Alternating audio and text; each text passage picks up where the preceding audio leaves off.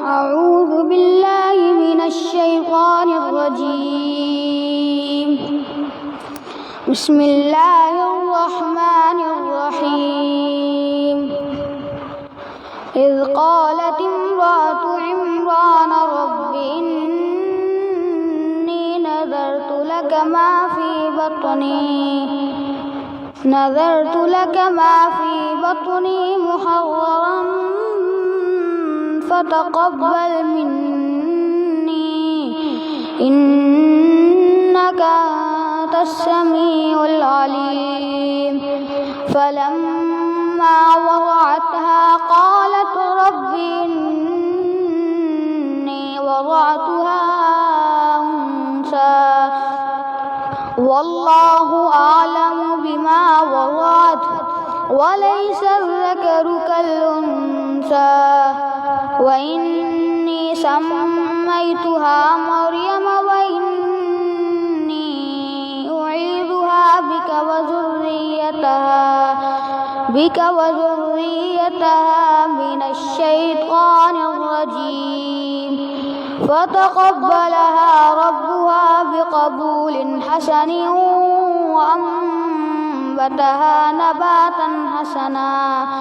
وكفلها زكريا. كلما دخل عليها زكريا المحراب وجد عندها رزقا قال يا مريم أنى لك هذا؟ قالت هو من عند الله إن الله يرزق من يشاء بغير حساب. هنالك دعا زكريا ربه قال رب هب لي من لدنك ذرية طيبة إنك سميع الدعاء. فنادته الملائكة وهو قائم يصلي في المحراب أن الله يبشرك بيحيى مصدقا بكلمة من الله وسيدا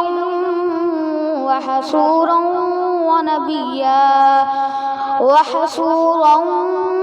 ونبيا من الصالحين. قال رب أنى يكون لي غلام وقد بلغني الكبر وامرأتي عاقر. قال كذلك الله يفعل ما يشاء. قال رب اجعل لي آية. قال آيتك ألا تكلم الناس 3 أيام إلا رمزا واذكر ربك كثيرا وسبح بالعشي والإبكار. وإذ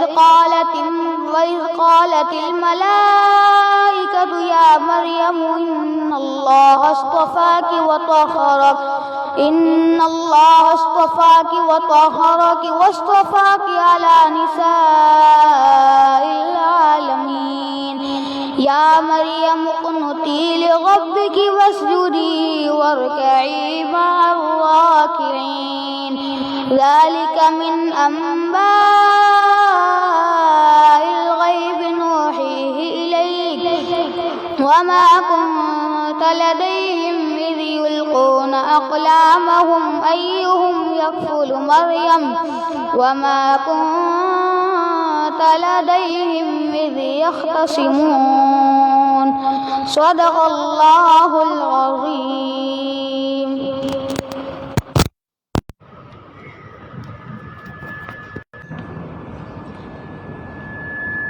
الحمد لله وكفى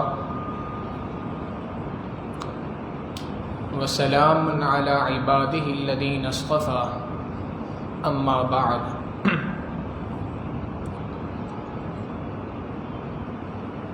گزشتہ درس میں بات ذکر کی تھی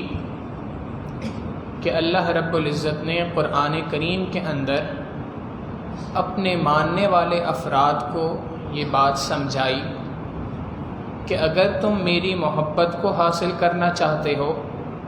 مجھ سے اپنا تعلق بنانا چاہتے ہو، تو اس کا ایک ہی طریقہ ہے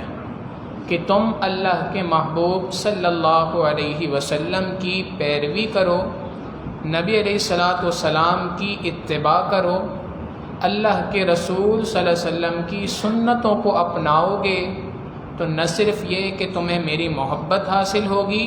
بلکہ یحببکم اللہ، اللہ رب العزت تم سے محبت فرمائے گا، ویغفر لکم ذنوبکم، اور تمہارے گناہوں کو معاف کر دے گا۔ اور یہ کوئی بات نئی نہیں ہے کہ پہلی بار کسی امت کو بتائی جا رہی ہو، بلکہ اللہ کے محبوب صلی اللہ علیہ وسلم سے پہلے جتنی انبیاء دنیا کے اندر آئے ان کی قوموں کو یہی بات بتائی گئی تھی کہ اے میری قوم تم میری پیروی کرو، اس لیے کہ میں اللہ رب العزت کے حکم کے علاوہ کوئی اور بات نہیں کہتا۔ لہٰذا ہر قوم کو اس بات کا حکم دیا گیا تھا کہ تم اپنے ماننے والے، تم جس نبی پر ایمان لائے ہو اس نبی کی پیروی کرو۔ اور یہ نبی کی پیروی کا حکم اس لیے دیا جا رہا ہے کہ یہ نبی کوئی عام آدمی نہیں ہے،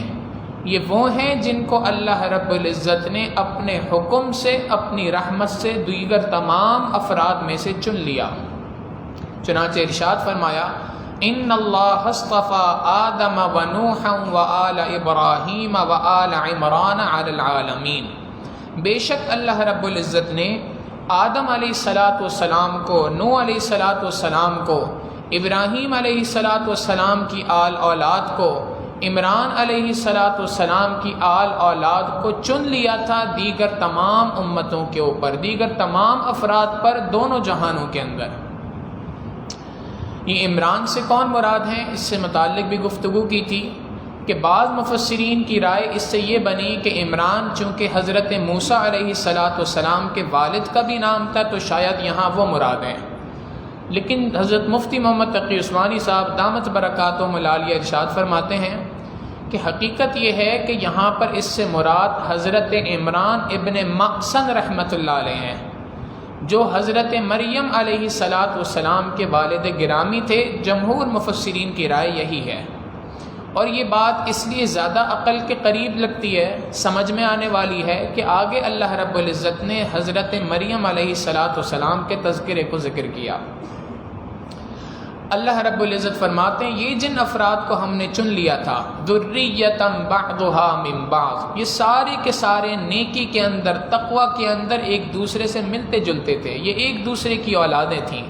یہ سب کے سب نیکی کے اندر، تقوی کے اندر، پرہیزگاری کے اندر، اللہ رب العزت کی طرف رجوع کرنے میں یہ سارے کے سارے ایک جیسے تھے۔ واللہ سمیع علیم، اور اللہ رب العزت خوب سننے والا، خوب جاننے والا ہے۔ اب اس کے بعد اللہ رب العزت حضرت عمران علیہ السلام کا تذکرہ فرما رہے ہیں، عمران علیہ السلام کا تفصیلی واقعہ ذکر کر رہے ہیں۔ یہ حضرت عمران، ان کا نام تھا عمران ابن مقسن، نبی نہیں تھے، اللہ کے برگزیدہ بندے تھے، اور یہ مسجد اقصیٰ کے اندر جو اس زمانے کے اندر ایمان والوں کا قبلہ ہوا کرتا تھا، اس مسجد اقصیٰ کے اندر امام اور خطیب تھے،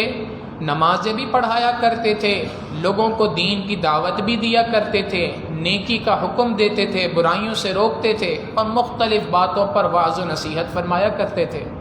تو مسجد کے امام و خطیب تھے۔ ان کا ایک بیٹا تھا جس کا نام تھا ہارون، جوانی کے اندر وہ فوت ہو گیا۔ اب جب حضرت عمران بڑھاپے کی عمر کی طرف جا رہے ہیں تو بڑھاپے کی طرف جاتے جاتے دل میں کئی بار اس بات کی خواہش پیدا ہوتی کہ کاش مجھے اللہ نے ایک بیٹا دیا ہوتا جو آج اس قابل ہوتا کہ میرے جانے کے بعد میری اس جگہ کو اچھے طریقے سے سنبھال سکے۔ ہر باپ کی فطری خواہش ہوتی ہے کہ میری اولاد میرے بعد نیکی کے اسی نقش قدم پر چلتے ہوئے مجھ سے آگے پہنچے۔ چنانچہ ان کی بھی یہی خواہش تھی۔ ان کی اہلیہ تھی، ان کا نام تھا حنہ بنت فاقود۔ یہ جو ان کی اہلیہ تھیں حنہ بنت فاقوزہ، انہوں نے ایک مرتبہ اللہ رب العزت سے دعا کی. دونوں میاں بیوی دعائیں مانگتے تھے کہ اے اللہ ہمیں نیک اولاد عطا فرما. ایک مرتبہ حنا نے دعا کرتے کرتے ایک منت مانی، اللہ رب العزت سے ایک وعدہ کیا، اور وہ وعدہ یہ تھا کہ اے اللہ اب اگر آپ نے مجھے اولاد عطا کی تو میں اس اولاد کو مسجد اقصی کی خدمت کے لیے وقف کر دوں گی، ایسے وقف کر دوں گی کہ وہ کسی اور کام کے اندر نہیں لگے گی، بلکہ وہ میری جو اولاد ہوگی، میرا جو بیٹا ہوگا، اس کا صرف کام یہ ہوگا کہ آپ کی مسجد کی خدمت کرے گا، آپ کے مسجد کے اندر لوگوں کو واعظ و نصیحت کی بات کرنی ہو، لوگوں کو دین کی طرف بلانا ہو، مسجد سے متعلق جتنی خدمت لوگوں کی کرنی ہوگی وہ ساری کی ساری وہ کرے گا، مسجد سے باہر نہیں نکلے گا. تو انہوں نے یہ منت مانی، اللہ رب العزت سے دعا مانگی کہ اے اللہ اگر آپ نے مجھے اولاد عطا کی تو میں اس اولاد کو مسجد اقصی کی خدمت کے لیے وقف کر دوں گی. اور اللہ کی شان کہ اللہ تعالیٰ نے اس دعا کو قبول فرما لیا، اور اس دعا کو قبول اس طرح سے فرمایا کہ سیدنا عمران رحمۃ اللہ علیہ اور ان کی اہلیہ حنا انہوں نے تعلق قائم کیا، اور اس کے بعد ان کے ہاں ایک اولاد ہو گئی، حاملہ ہو گئی، حمل سے ہو گئی، بہت خوش تھیں. اور اب جب حمل سے تھیں تو اللہ سے دعائیں کر رہی ہیں، بار بار اپنے اس وعدے کو یاد کر رہی ہیں اور اللہ سے دعا کر رہی ہیں اے اللہ میں اس وعدے کو پورا کروں گی، اور اے اللہ جو بیٹا پیدا ہوگا میں اس بیٹے کو آپ کی مسجد کی خدمت کے لیے وقف کر دوں گی. اللہ کی شان کہ جب پیدائش کا معاملہ پیش آیا، جب پیدائش ہوئی تو وہ بیٹا نہیں تھا بلکہ بیٹی تھی. اب جب یہ بیٹی نکلی تو حضرت حنا جو تھیں ان کو بہت زیادہ حیرانی ہوئی اور بہت زیادہ پریشانی بھی ہوئی. حیرانی اس بات پہ ہوئی کہ میں نے تو اللہ سے منت مانی تھی، میں نے تو اللہ سے دعا کی تھی کہ اے اللہ جو اولاد ہوگی اس کو مسجد کی خدمت کے لیے وقف کروں گی، یہ تو بیٹی نکل آئی، بیٹی مسجد کی خدمت کیسے کرے گی، بیٹی کس طریقے سے مسجد کے لیے وقف کر سکتی ہوں. اور پریشانی یہ تھی کہ چونکہ منت مان چکی ہوں تو لہٰذا اب اس کو مسجد کی خدمت کے لیے وقف کرنا ہوگا. طریقہ کار سمجھ میں نہیں آ رہا تھا کہ کیا ہوگا. بہرحال اللہ رب العزت کی طرف سے ان کو تسلی ہوئی کہ تم اس بات کی فکر نہ کرو، جو منت مانی ہے، جو بات کہی ہے، اپنی بات کو پورا کرو. تم نہیں جانتی کہ جس بیٹی کو تم نے جنا ہے، جو تمہاری اولاد ہوئی ہے، یہ کوئی عام اولاد نہیں ہے، یہ کوئی عام لڑکی نہیں ہے، عام خاتون کی طرح نہیں ہے، بلکہ یہ عبادت کے اندر، تقوی کے اندر، پرہیزگاری کے اندر دیگر تمام خواتین کے لیے ایک بہت عالمی مثال بننے والی ہے. اور پھر یہ اتنی بڑی عالمی مثال بنے گی کہ اللہ رب العزت اس کو ایک بیٹا عطا کریں گے جو دنیا کے اندر اللہ کی جانب سے نبی ہوگا. چنانچہ انہوں نے اس بات کے اوپر فیصلہ کر لیا کہ ٹھیک ہے، اب اس اولاد کو چونکہ منت مانی تھی، ایک بات کا فیصلہ کیا تھا، اللہ سے وعدہ کیا تھا، لہٰذا اب اس کو مسجد کی خدمت کے لیے وقف کرنا ہے. اللہ کی شان کہ جس وقت پر حضرت مریم کی پیدائش ہوئی اس وقت پر حضرت عمران رحمۃ اللہ علیہ، عمران علیہ السلام ان کی وفات ہو چکی تھی. اب یہ ایک اور پریشانی تھی کہ باپ بھی سر پہ نہیں ہے، اس کی دیکھ بھال کون کرے گا. حضرت مریم کے ماموں تھے، یعنی حنا کے بھائی تھے، ان کا نام، وہ بھی نبی تھے، ان کا نام تھا سیدنا زکریا علیہ السلام. یہ اس وقت پر مسجد اقصی کی خدمت کے لیے، جو مسجد کی جیسے انتظامیہ کمیٹی ہوتی ہے، تو مسجد کی منتظمہ کمیٹی تھی، 29 افراد پر مشتمل تھی، ان میں ایک یہ بھی تھے. انہوں نے اس بات کا اظہار کیا، اس خواہش کا اظہار کیا کہ اس بچی کی، چونکہ میں ماموں ہوں لہٰذا میں اس بچی کا، اپنی اس بھانجی کا خیال رکھوں گا، اس کو میری کفالت کے اندر دے دو. مگر جو دیگر اراکین تھے منتظمہ کمیٹی کے،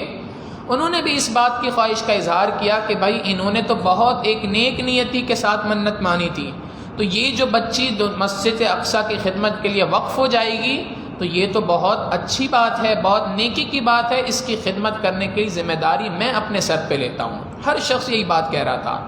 29 افراد ہیں، 29 افراد کی خواہش یہی تھی کہ اس کی کفالت، اس کی ذمہ داری ہمارے سر پر دی جائے، ہمارے ذمہ دی جائے.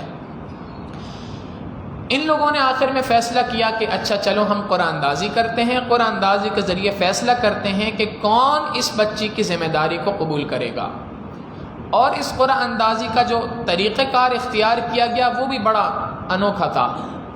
29 افراد نے اپنی اپنی جیب سے قلم نکالا، پین نکالا، اور اس پین کے اوپر کوئی نہ کوئی نشانی رکھ دی۔ مثال کے طور پہ ہر کسی نے پین پر اپنا نام لکھ دیا کہ یہ میرا قلم ہے۔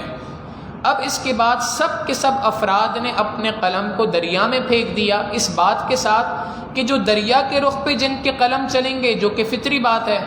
وہ سارے کے سارے دستبردار ہو جائیں گے۔ جس کا قلم دریا کے رخ کے خلاف چلنا شروع کرے گا، جو خلاف فطرت بات ہے، وہ اس بچی کی کفالت کرے گا۔ اللہ کی شان کہ جب 29 افراد نے قلم دریا میں ڈالے تو سیدنا زکریا علیہ السلام کا جو قلم تھا وہ دریا کے مخالف سمت میں چلنا شروع ہو گیا، فطرت کے خلاف۔ چنانچہ یہ قرآن اندازی زکریا علیہ السلام کے نام پر نکلی، اور زکریا علیہ السلام نے حضرت مریم علیہ السلام کی کفالت کے ذمے لے لیا۔ اس واقعے کو قرآن کریم نے ذکر کیا، واقعہ اس کے آگے بھی ہے، ہم آیات کو پڑھتے جائیں گے اور انشاءاللہ اس کی تفصیل کرتے جاتے ہیں۔ اللہ رب العزت فرماتے ہیں اذ قالت امرأۃ عمران، یاد کرو اس وقت کو جب کہا عمران علیہ السلام کی اہلیہ نے، ربی اے میرے پروردگار، انی نذرت لک ما فی بطنی محررا، میں منت مانتی ہوں اس بات کی آپ سے کہ ما فی بطنی محررا، جو کوئی میرے پیٹ کے اندر ہے میں اس کو آزاد کر دوں گی فقط آپ کی خدمت کے لیے، یعنی دنیا کے سارے کاموں سے ہٹا کے آپ کی خدمت کے لیے وقف کر دوں گی۔ فتقبل منی، اے اللہ میری اس منت کو میری جانب سے قبول فرما لیجئے، انک انت السمیع العلیم، بے شک آپ خوب سننے والے اور خوب جاننے والے ہیں۔ میری اس نیت کو آپ جانتے ہیں، آپ کے علم میں ہے کہ میں جو یہ نیت کر رہی ہوں وہ خالصتاً آپ کی رضا کے لیے ہے، اور جو میں دعا مانگ رہی ہوں اس دعا کو سننے والی ذات بھی اے اللہ آپ ہی کی ہے، آپ اس دعا کو سنیں گے اور اس کو قبول فرمائیں گے۔ چنانچہ یہاں سے علماء نے ایک مسئلہ نکالا۔ آپ دیکھیں گزشتہ دروس کے اندر یہ بات بھی گزری تھی کہ سیدنا ابراہیم علیہ السلام نے بیت اللہ کی تعمیر کی، نیک عمل کی انتہا کر رہے ہیں، تو اب اس وقت پر عام آدمی تو یہی سوچتا ہے کہ جب نیک عمل مکمل ہو گیا اب تو دعا مانگنی چاہیے، دنیا کی دعا مانگنی چاہیے، جنت کی دعا مانگنی چاہیے، دنیا کی کوئی چیز کی کہ اے اللہ یہ نیک عمل ہو گیا، مزدوری کے طور پر یہ دے دیجئے۔ مگر وہاں پر بھی ابراہیم علیہ السلام نے دعا کیا مانگی تھی؟ ربنا تقبل منا انک انت السمیع العلیم، اے اللہ اس عمل کو قبول فرما لیجئے۔ حضرت عمران علیہ السلام کی جو اہلیہ محترمہ ہے حضرت حنا، یہ بھی دعا مانگ رہی ہیں، تو آخر میں بات یہی کر رہی ہیں فتقبل منی، اے اللہ اس کو مجھ سے قبول فرما لیجئے۔ علماء نے لکھا کہ انسان کے لیے یہاں سے ایک سبق ملتا ہے کہ جب کوئی نیک عمل شروع کرو اس وقت پر بھی، نیک عمل ختم کرو اس وقت پر بھی اللہ سے قبولیت مانگو، اس لیے کہ پروردگار عالم اگر تمہارے عمل کو قبول کر لیں تو بہت اچھی بات، اور اگر وہ قبول نہ کرے پہاڑوں برابر جتنا عمل بھی ہو، اگر اللہ کی ذات قبول نہ کرے اس عمل کو تو اس عمل کا کوئی فائدہ نہیں۔ لہٰذا ہمارے مشائخ نے کہا ایک شخص اگر ایک مٹھی عمل کرے تو ایک من اللہ رب العزت سے قبولیت مانگے، اللہ نے قبول کر لیا تو یہی عمل ہماری نجات کے لیے کافی ہے، اور اگر اللہ نہ کرے قبول نہ کیا، شیطان کی طرح ساری زندگی انسان ٹکرے مارتا رہے، ساری زندگی عبادت کرتا رہے، یہاں تک کہ طاؤوس الملائکہ کا لقب مل جائے، اگر اللہ نے قبول نہ کیا تو آخری نتیجہ یہی نکلتا ہے فخرج منہا فإنک رجیم، نکل جا میرے دربار سے، تو مردود ہے۔ اصل چیز قبولیت ہے، اللہ سے قبولیت ہر عمل کی ابتدا میں، ہر عمل کی انتہا میں، ہر عمل کے درمیان میں ماننی چاہیے۔ چنانچہ نماز کے آخر کے اندر بھی انسان کو دعا ہی سکھائی گئی، رب اجعلنی مقیم الصلاۃ ومن ذریتی ربنا وتقبل دعا، اے اللہ ہماری دعا کو قبول کر لیجئے۔ یہ جو ہم نے نماز پڑھی ہے آپ کی شیان شان نہیں ہے، جو آپ کی عبادت کا حق تھا وہ حق ادا نہیں ہو رہا، مگر اللہ آپ قبول کرنے پہ آئیں تو آپ کی ذات کو کوئی نہیں پوچھ سکتا آپ کس عمل کو قبول کریں، اے اللہ اس عمل کو قبول کر لیجئے۔ فلما وضعتها، جب حضرت حنہ رحمۃ اللہ علیہ، حضرت حنہ بنت فاقوزہ، ان کے ہاں جب پیدائش ہوئی، قالت، تو انہوں نے کہا، رب انی وضعتها انثى، اے اللہ میرے ہاں تو بیٹی کی پیدائش ہوئی ہے، واللہ اعلم بما وضعت، اللہ رب العزت فرماتے ہیں اللہ خوب جانتا ہے بما وضعت، کہ کس چیز کی پیدائش ہوئی ہے، مرد کی پیدائش ہوئی، لڑکے کی پیدائش ہوئی یا عورت کی پیدائش ہوئی، اللہ خوب جانتا ہے اس بات کو۔ وَلَيْسَ الذَّكَرُ كَالْأُنثَىٰ، مفسرین کے دو قول ہیں، ایک قول یہ ہے کہ یہ وَلَيْسَ الذَّكَرُ كَالْأُنثَىٰ یہ حضرت مریم، حضرت حنہ کا قول ہے، انہوں نے یہ بات کہی کہ اے اللہ، آپ سے میں نے تو منت مانی تھی اس بات کی کہ آپ مجھے جو بیٹا دیں گے میں اس بیٹے کو آپ کی راہ میں قربان کروں گی، اور یہ تو بیٹی نکلی، لہٰذا وَلَيْسَ الذَّكَرُ كَالْأُنثَىٰ، اے اللہ لڑکا جو ہے وہ لڑکی کے برابر نہیں ہو سکتا، لڑکے کی شان تو کچھ اور ہوتی ہے، اس کی تو آپ نے جو مسجد کی خدمت کے اعتبار سے جو خاصیات ہونی چاہیے وہ تو لڑکے کے اندر ہوتی ہیں، لڑکی کے اندر تو وہ خاصیات نہیں ہوتی ہیں۔ مگر مفسرین کا ایک دوسرا گروہ یہ بات بھی کہتا ہے کہ اس آیت کا معنی یہ ہے کہ اللہ رب العزت یہ بات خود، یہ اللہ رب العزت کا قول ہے کہ لیس الذکر کالانثیٰ، اے حنہ تجھے کیا پتا کہ میں نے جو تجھے بیٹی دی ہے وہ عام مردوں کی طرح نہیں ہے، ہم نے اس کو دیگر مردوں سے بھی اوپر کی فضیلت عطا کرنی ہے۔ مفسرین نے یہاں پہ ایک بات لکھی، اور وہ بات یہ ہے کہ عام طور پہ یہ بات تصور کی جاتی ہے، عام طور پہ یہ بات سمجھی جاتی ہے کہ نیکی کے اندر آگے تو مرد ہی رہ سکتا ہے۔ اس قرآن کریم کی آیت سے پتہ چلتا ہے کہ کئی مرتبہ خواتین مردوں کے اوپر نیکی کے اندر بازی لے جاتی ہیں، چنانچہ اس امت کے اندر جہاں مردوں کے مختلف واقعات ہیں کہ انہوں نے اللہ کے قرب حاصل کرنے کی مثالیں قائم کر دیں، وہاں اس امت کے اندر خواتین کی بھی ایک لمبی فہرست ہے جنہوں نے علوم دینی حاصل کرنے کے اندر، نیکی کے اندر، تقوی کے اندر مردوں سے بھی آگے نکل گئیں۔ حضرت مریم علیہ السلام کی مثال ہے، فرعون کی بیوی آسیہ کی مثال ہے جس کا واقعہ انشاءاللہ اپنی جگہ پر آئے گا، حضرت سیدنا عائشہ صدیقہ رضی اللہ تعالیٰ عنہ کی مثال ہے کہ ایک وقت میں جب حضرت عائشہ صدیقہ موجود ہیں، بڑے بڑے صحابہ علم حاصل کرنے کے لیے ان کے در پر آ رہے ہیں۔ پھر عبادت کے اندر دیکھا جائے بعد کے زمانے میں تو حضرت رابعہ بصریہ رحمۃ اللہ علیہ، اور ان جیسی بے تحاشا مثالیں ہیں ان عورتوں کی جو مردوں سے اوپر بازی لے گئی۔ تو ضروری نہیں ہے یہ بات کہ مرد ہی عبادت کے اندر آگے جا سکتا ہے، خواتین کے لیے یہاں بہت اہم سبق ہے کہ کئی مرتبہ خواتین اس معاملے کے اندر مردوں سے بھی آگے نکل جایا کرتی ہیں۔ وَلَيْسَ الذَّكَرُ كَالْأُنثَىٰ، آپ کو کیا معلوم کہ جو عورت آپ کو دی گئی ہے، جو بچی آپ کے ہاں جس کی پیدائش ہوئی ہے، یہ عام مردوں کی طرح نہیں ہے۔ اب آگے بات ہو رہی ہے، حضرت حنہ خود فرما رہی ہیں، وَإِنِّي سَمَّيْتُهَا مَرْيَمَ، اے اللہ میں نے اس کا نام مریم رکھا ہے، وَإِنِّي أُعِيدُهَا بِكَ، اور اے اللہ میں اس کو آپ کی پناہ میں دیتی ہوں، مِنَ الشَّيْطَانِ الرَّجِيمِ، شیطان مردود سے، شیطان مردود کے مقابلے میں اس کی حفاظت کرنے والی ذات اے اللہ آپ ہی کی ہے، میں تو اپنے اس لخت جگر کو اپنے سے بھی دور کر رہی ہوں، یہ تو اب مسجد میں جا کے رہے گی، میرے پاس تو نہیں رہے گی، اے اللہ اس شیطان سے حفاظت کے لیے کوئی دوسری ذات نہیں ہے سوائے آپ کے، لہٰذا آپ اس کی حفاظت فرما دیجئے ہر قسم کی برائی سے، ہر قسم کی شر سے۔ اللہ رب العزت فرماتے ہیں فَتَقَبَّلَهَا رَبُّهَا بِقَبُولٍ حَسَنٍ، اللہ رب العزت نے اس بچی کو، اس مریم کو بہترین انداز میں قبول فرما لیا، چونکہ والدہ کی دعا تھی، والد بھی نیک تھے، والدہ بھی نیک تھیں، ماموں بھی نیک، سب سارا کا سارا خاندان نیکوکاروں کا خاندان تھا، پھر اس کے بعد پیدائش پہ دعا بھی ہو رہی ہے فَتَقَبَّلْ مِنِّي، تو اللہ رب العزت فرما رہے ہیں نتیجہ یہی نکلنا تھا کہ فَتَقَبَّلَهَا رَبُّهَا بِقَبُولٍ حَسَنٍ، اللہ نے اس بچی کو، اس مریم کو بہترین انداز میں قبول فرما لیا،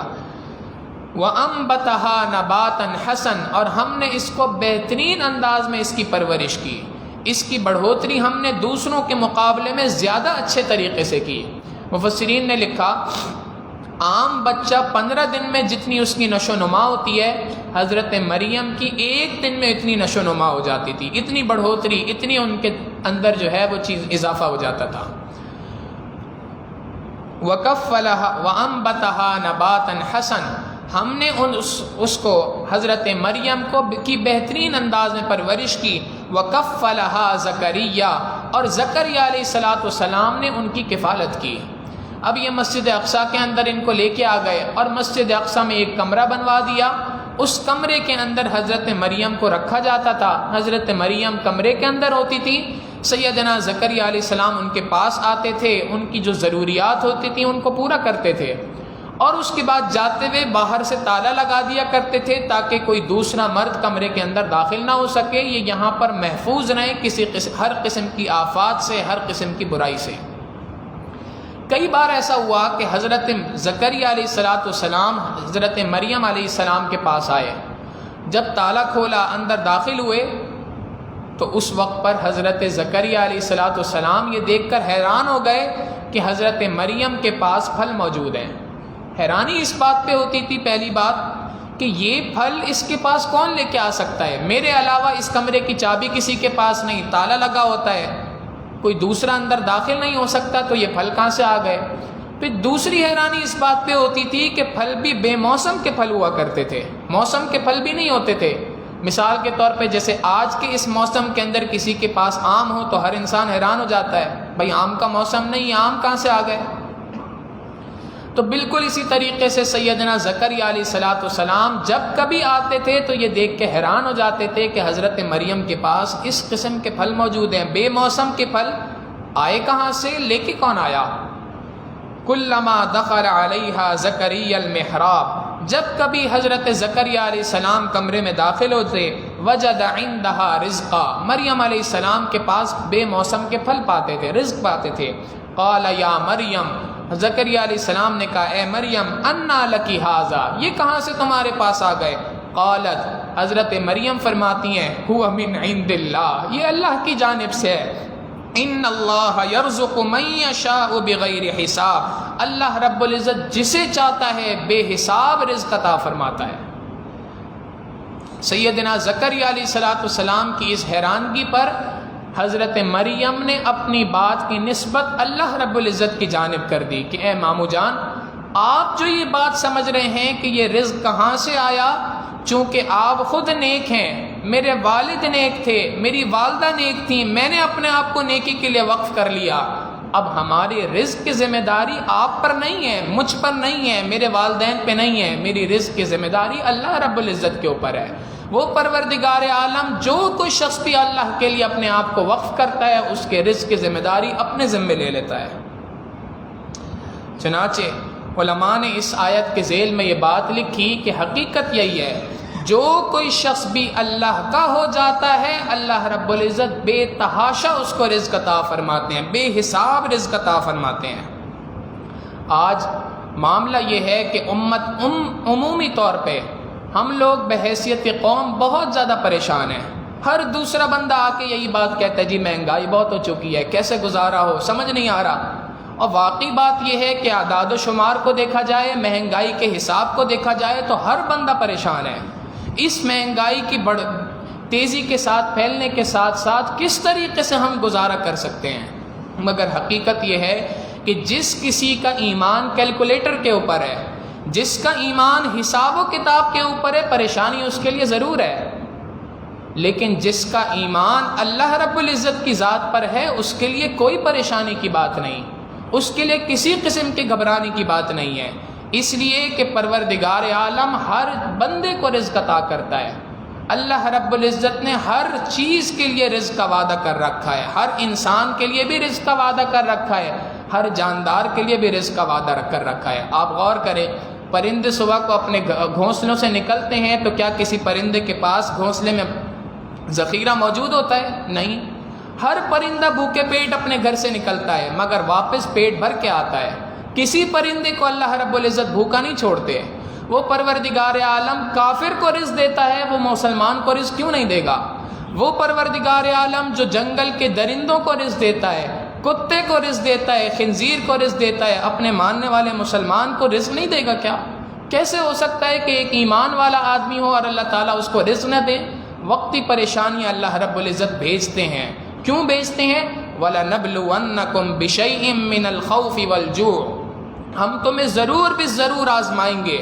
خوف کے ذریعے سے، بھوک کے ذریعے سے، وَنَقْصٍ مِّنَ الْأَمْوَالِ تمہارے مال کے اندر کمی کر کے، یہ سارے کے سارے کام ہم کریں گے، وَالثَّمَرَاتِ تمہارے پھلوں کے اندر کمی کر کے، تمہیں آزمائیں گے ضرور، مگر یہ آزمائش بہت محدود مدت کے لیے ہوگی، بہت تھوڑے وقت کے لیے ہوگی۔ یاد رکھنا تم نے کیا کرنا ہے، وَبَشِّرِ الصَّابِرِينَ صبر کرنے والوں کے لیے خوشخبری ہے۔ وہ صبر کرنے والے کون ہوتے ہیں؟ یہ وہ لوگ ہیں جو اللہ رب العزت سے ہر حال میں راضی ہیں، ان کو اس بات کی فکر نہیں ہوتی کہ دنیا کے اندر مہنگائی کتنے فیصد ہو گئی، ان کو اس بات پہ یقین ہوتا ہے، اللہ کی ذات پہ کامل بھروسہ ہوتا ہے کہ میرا پروردگار نے میرے رزق کا معاملہ اپنے ذمے لے رکھا ہے، وہ پروردگار مجھے رزق عطا کرے گا۔ قرآن کریم میں ارشاد فرمایا وَمَا مِن دَابَّةٍ فِي الْأَرْضِ إِلَّا عَلَى اللَّهِ رِزْقُهَا زمین پہ جو کوئی چوپایا ہے، 2 پاؤں والا، 4 پاؤں والا، اللہ نے اس کے رزق کا ذمہ اپنے ذمے لے رکھا ہے۔ ہاں امت کو چند باتیں ایسی بتائیں کہ اگر تم ان کاموں کو کرو گے تو تمہارے رزق کے اندر برکت ہوگی۔ چنانچہ علماء نے لکھا رزق کے اندر بے برکتی کی سب سے بڑی بنیادی وجہ انسان کی اللہ کی نافرمانی ہوتی ہے۔ اللہ کی نافرمانی کرے گا، اللہ رب العزت رزق میں بے برکتی عطا فرمائیں گے۔ اللہ کی نافرمانی چھوڑ کے ہم دیکھیں، پروردگار سے صلح کر کے دیکھیں، پھر دیکھیں اللہ رب العزت رزق میں کیسے برکتیں عطا فرماتے ہیں۔ اور رزق کی فراوانی کے لیے 2 کام قرآن کریم سے خود ثابت ہیں۔ قرآن کریم کی آیت ہے، اللہ رب العزت فرماتے ہیں وَأْمُرْ أَهْلَكَ بِالصَّلَاةِ وَاصْطَبِرْ عَلَيْهَا اے میرے محبوب صلی اللہ علیہ وسلم، آپ اپنے گھر والوں کو، اپنی امت کو، اپنے عیال کو، اپنے ماتحتوں کو حکم دیجئے نماز کا، وَاصْطَبِرْ عَلَيْهَا اس پر ثابت قدم رہیے، لا نسألک رزقا آپ ان سے سوال نہ کیجئے رزق کا، نحن نرزقک ہم آپ کو رزق عطا کریں گے۔ 2 باتیں پتہ چلتی ہیں، ایک نماز کی پابندی کے ذریعے سے اللہ رب العزت لوگوں کو رزق عطا کرتے ہیں، اور دوسری بات کہ نیکی کا حکم دینے سے اللہ رب العزت لوگوں کو رزق عطا کرتے ہیں۔ رزق کے اندر پریشانی ہو، نماز کے اضافہ کر لیجئے، نماز کے اندر لگنا شروع کر دیجئے، اللہ رب العزت کی جانب رجوع کو بڑھا لیجئے، اور لوگوں کو نیکی کا حکم دینا شروع کر دیجئے، نیکی کی تعلیم دینا شروع کر دیجئے، اور اس کے بعد دیکھیں کہ اللہ رب العزت کس طریقے سے انسان کے رزق میں اضافہ ہی اضافہ فرماتے ہیں۔ رزق کے معاملے میں اللہ رب العزت سے پریشان نہ ہو کہ یہ مہنگائی کا عذاب کیسے ٹلے گا۔ حقیقت یہ ہے کہ جو کوئی شخص بھی اللہ کا ہو جاتا ہے، من کان للہ کان اللہ لہ، جو کوئی اللہ کا ہو جاتا ہے اللہ رب العزت اس کا ہو جاتا ہے۔ دنیا کی تمام چیزیں اللہ رب العزت ان کے درمیان سے اس کے لیے ایسی جگہوں سے رزق عطا فرماتے ہیں، وَيَرْزُقْهُ مِنْ حَيْثُ لَا يَحْتَسِبُ وہاں سے اس کو رزق عطا فرماتے ہیں جہاں سے رزق کا گمان نہیں ہوتا۔ اللہ رب العزت فرماتے ہیں، حضرت مریم علیہ السلام فرماتی ہیں کہ یہ اللہ کی جانب سے ہے، اللہ رب العزت جسے چاہتا ہے بے تحاشا رزق عطا فرماتا ہے۔ اب ایک بڑی اہم بات یہاں پر ہوئی، اور وہ یہ کہ حضرت زکریا علیہ السلام ان کی عمر اس وقت پہ 120 سال تھی، ان کی اہلیہ تھی، ان کی عمر تھی 98 سال 98 سال ان کی عمر تھی۔ حضرت زکریا علیہ السلام کی عمر 120 سال تھی، اور یہ بھی وہ ان افراد میں سے تھے جو بے اولاد تھے اور اولاد کی تمنا بڑا رکھا کرتے تھے۔ حضرت زکریا علیہ السلام کے دل میں ایک بات آئی کہ اے اللہ، اگر آپ بی بی مریم کو بے موسم کے پھل عطا کر سکتے ہیں، اے اللہ آپ بے موسم کے مجھے اولاد نہیں عطا کر سکتے؟ میرا بھی موسم نہیں ہے، عمر گزر چکی ہے، میری بیوی بانجھ ہو چکی ہے، مگر اس کے باوجود اللہ اگر آپ بے موسم کے پھل بی بی مریم کو دے سکتے ہیں، اے اللہ مجھے بھی بے موسم کی اولاد عطا کر دیجئے۔ ہنالک دعا زکریا ربا یہ وہ وقت تھا جب زکریا علیہ السلام نے اپنے پروردگار سے دعا مانگی۔ قال فرمایا ربی حب لی من لدنک ذریۃ طیبہ اے اللہ مجھے اپنی جانب سے پاکیزہ اولاد عطا کر دیجئے، انک سمیع الدعاء آپ ہی دعاؤں کو سننے والے ہیں، لوگوں کی دعاؤں کو قبول کرنے والی ذات اللہ آپ کے سوا کون ہو سکتی ہے، آپ ہی دعا کو قبول کریں گے۔ زکریا علیہ السلام نے یہ دعا مانگی، دعا مانگ کے مسجد کے اندر آ گئے، نماز ادا کر رہے تھے۔ اس نماز کے درمیان میں ایک فرشتہ ان کے پاس آیا، اور اس فرشتے نے آ کے ان کو خوشخبری دی کہ اے زکریا آپ نے جو دعا اللہ سے مانگی اللہ نے آپ کی دعا کو قبول کر لیا، اور اللہ رب العزت آپ کو ایک بیٹے کی خوشخبری سناتا ہے، یہ بیٹا ہوگا، اس کا نام آپ نے نہیں رکھنا، اللہ نے اس کا نام رکھا ہے، اس کا نام ہوگا یحییٰ۔ یہ یحییٰ آپ کے پاس آئے گا، یہ اللہ رب العزت کی جانب سے آپ کے لیے تحفہ ہوگا۔ چنانچہ فنادتہ الملائکہ، ایک فرشتے نے پکارا، وَهُوَ قَائِمٌ يُصَلِّي فِي الْمِحْرَابِ، اس حال میں کہ حضرت زکریا علیہ السلام محراب کے اندر کھڑے ہوئے تھے، ان اللہ، کہ بے شک اللہ رب العزت، یبشرک، آپ کو خوشخبری دیتا ہے، بیحییٰ، یحییٰ علیہ السلام کی۔ وہ کون ہوں گے؟ مصدقا بکلمۃ من اللہ، جو اللہ کے کلمے کی تصدیق کرنے والے ہوں گے۔ یہ اللہ کے کلمے سے مراد حضرت عیسیٰ علیہ السلام ہے۔ یہ عیسیٰ علیہ السلام اب یہ اللہ کی عجیب شان ہے۔ حضرت مریم علیہ السلام سے اللہ نے اولاد دینی، جس بچے کا نام حضرت عیسیٰ علیہ السلام، اور جب یہ عیسیٰ علیہ السلام آئیں گے دنیا کے اندر تو اللہ رب العزت کی جانب سے لوگوں کو دین کی طرف بلائیں گے، تو یہودی ان کے خلاف پروپیگنڈا کریں گے، یہودی ان کے خلاف باتیں کریں گے۔ تو اس عیسیٰ علیہ السلام کی تصدیق کے لیے جس اولاد کو اللہ نے چنا وہ بھی اسی خاندان کی، حضرت زکریا علیہ السلام کے پاس یحییٰ علیہ السلام کو اتار دیا۔ یحییٰ علیہ السلام، یہ ایک بیٹا ہم آپ کو عطا کر رہے ہیں جو تصدیق کرنے والا ہے اللہ کے کلمے کی۔ اللہ کے کلمے سے مراد حضرت عیسیٰ علیہ السلام۔ چونکہ حضرت عیسیٰ علیہ السلام کو اللہ رب العزت نے اپنے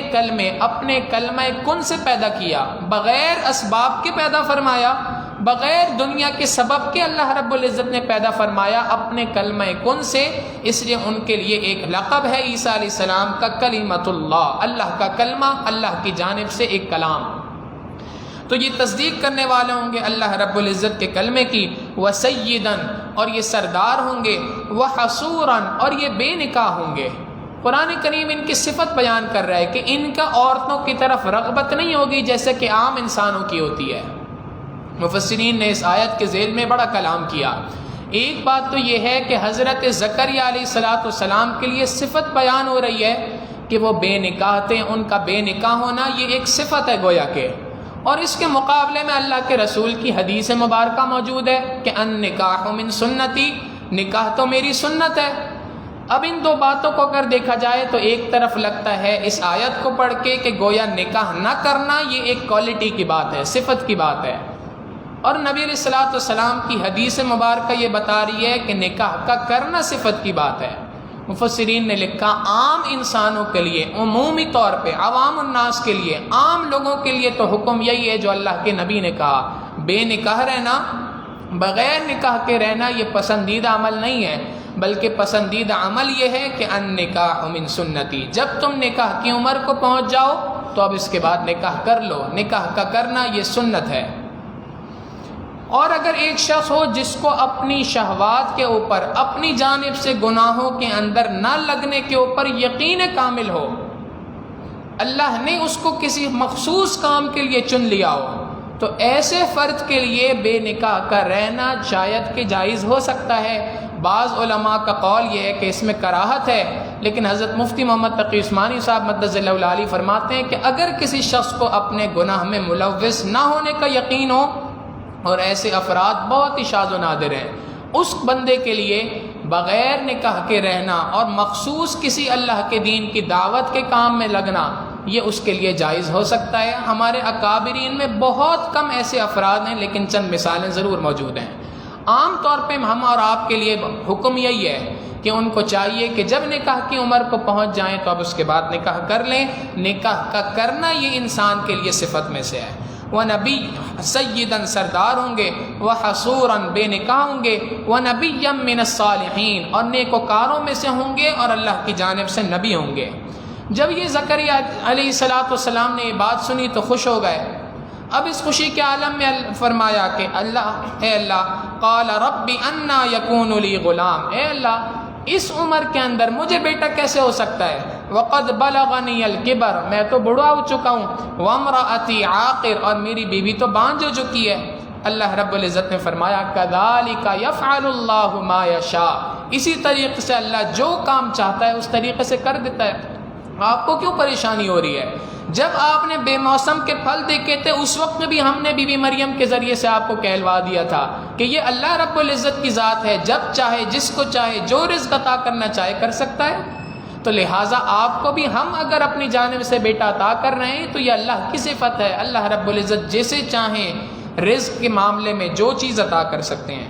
اب جب زکریا علیہ السلام نے یہ بات سنی تو اللہ رب العزت سے فرمایا، اے اللہ اگرچہ مجھے آپ کی بات پہ یقین ہے مگر کوئی نشانی ایسی دے دیجئے جس سے میرے دل کو قرار آ جائے، دل بے قرار ہو رہا ہے۔ انسان کو اگر کسی بہت بڑی چیز کے آنے کی، بہت بڑی نعمت کے ملنے کی خوشخبری پہلے مل جائے تو وہ اس کا دل قابو میں نہیں آتا۔ ان کا بھی یہی حال تھا۔ انہوں نے فرمایا قال رب اجعل لی آیہ، اے اللہ مجھے کوئی نشانی بیان کر دیجئے۔ اللہ رب العزت کی جانب سے حکم ہوا، قال اللہ رب العزت نے فرمایا آیتک، تمہارے لیے نشانی یہ ہے اللہ تکلم الناس ثلاثۃ ایام الا رمزا، کہ تم 3 دن تک کسی سے بات چیت نہیں کر سکو گے مگر اشاروں سے، تمہاری زبان 3 دن کے لیے بند ہو جائے گی۔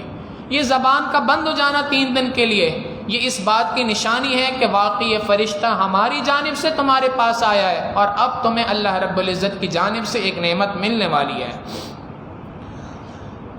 اور اللہ رب العزت فرماتے ہیں کہ اے زکریا اب جب آپ کو یہ نعمت مل رہی ہے تو اس نعمت پہ شکر ادا کرو۔ شکر کیسے ادا کرنا ہے؟ وَاذْكُرْ رَبَّكَ كَثِيرًا، اپنے پروردگار کو کثرت کے ساتھ یاد کرو۔ نعمت مل رہی ہے تو نعمت کے ملنے پر بھی اللہ رب العزت کو یاد کرنا ہے۔ مفسرین نے ایک بات لکھی، زکریا علیہ السلام اللہ کے نبی ہیں، کیا اللہ کو یاد نہیں کرتے ہوں گے؟ یقیناً یاد کرتے ہوں گے، مگر اس کے باوجود اللہ رب العزت کی جانب سے تاکید اس لیے ہو رہی ہے کہ عام طور پہ انسان خوشی کے موقع پہ اللہ کو بھول جایا کرتا ہے، غم کے موقع پہ اللہ تو یاد رہتا ہے، خوشی کے موقع پہ انسان اللہ کو بھول جایا کرتا ہے۔ اس لیے اللہ رب العزت نے فوراً فرمایا وَاذْكُرْ رَبَّكَ كَثِيرًا، اللہ کو کثرت کے ساتھ یاد رکھو، وَسَبِّحْ بِالْعَشِيِّ وَالْإِبْكَارِ، صبح و شام اس کی تسبیح بیان کرو۔ مفسرین نے یہاں سے ایک بات لی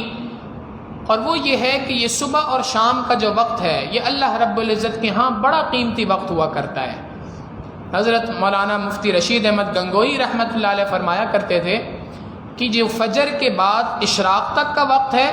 اور عصر سے لے کے مغرب تک کا جو وقت ہے یہ 2 اوقات وہ ہیں۔ تیسرا وقت انہوں نے ساتھ میں ایک اور ارشاد فرمایا، وہ ہے فجر سے پہلے کا یعنی تہجد کا وقت۔ یہ تینوں اوقات کے اندر فرماتے ہیں کہ صوفیہ اکرام نے،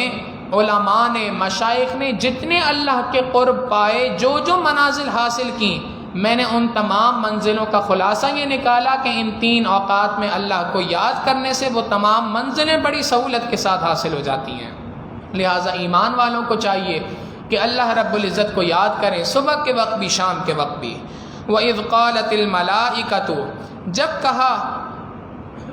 فرشتوں نے، یا مریم، اے مریم، ان اللہ اصطفاکی، بے شک اللہ رب العزت نے آپ کو چن لیا ہے، وطہرکی، اور اللہ نے آپ کو پاکیزہ کر دیا ہے، واصطفاکی علی نساء العالمین، اور دونوں جہانوں کی تمام عورتوں کے اوپر آپ کو چن لیا ہے۔ لہٰذا اے مریم جب اللہ نے آپ کو اتنی تمام لوگوں پہ چن لیا، اتنی بڑی فضیلت عطا کی، اے مریم اپنی اس بات پہ گھمنڈ نہ کرنا۔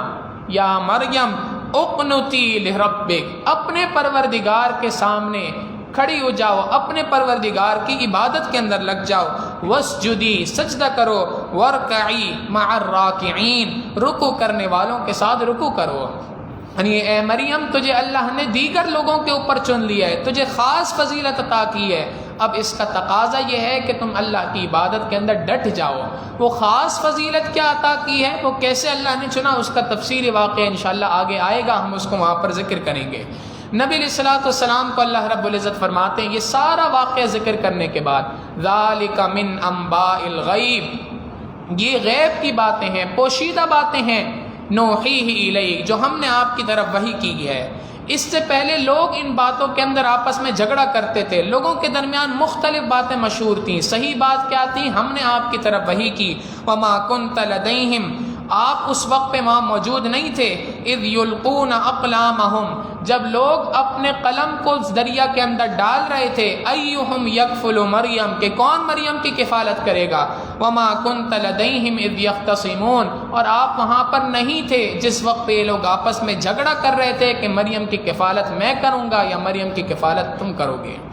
اللہ رب العزت نے اس آیت کے، اس قرآن کریم کے اس واقعے کے ذریعے سے بے تحاشا سبق ہمیں عطا کیے ہیں۔ ایک سبق ان میں سے جو آج کے اس زمانے کے اعتبار سے جیسے ذکر کیا میں نے، وہ یہی ہے کہ اللہ رب العزت کی جانب سے رزق کا وعدہ ایمان والوں کے لیے کیا گیا ہے، لہٰذا ایمان والوں کو رزق کے معاملے میں پریشان نہیں ہونا چاہیے۔ اور دوسری بات یہ کہ اللہ رب العزت کی جانب یقین کامل ہونا چاہیے، پروردگار عالم اسباب سے ہٹ کر بھی ایمان والے کی مدد فرماتا ہے جب ایمان والا اللہ کی طرف رجوع کرتا ہے۔ کاش کہ ہم بھی اللہ رب العزت کی جانب رجوع کریں اور پروردگار عالم سے مانگیں، اپنی نظر کو اسباب سے ہٹا کر مسبب الاسباب پہ رکھیں، پھر دیکھیں اللہ رب العزت ہماری دنیا اور آخرت کے تمام مسائل کو کیسے حل کرتا ہے۔ دعا ہے اللہ رب العزت ہمیں اپنی محبت عطا فرمائے، اپنا تعلق نصیب فرمائے، اور اللہ رب العزت اپنے سے لو لگانے کی ہمیں توفیق عطا فرمائے۔ وآخر دعوانا ان الحمد للہ رب العالمین۔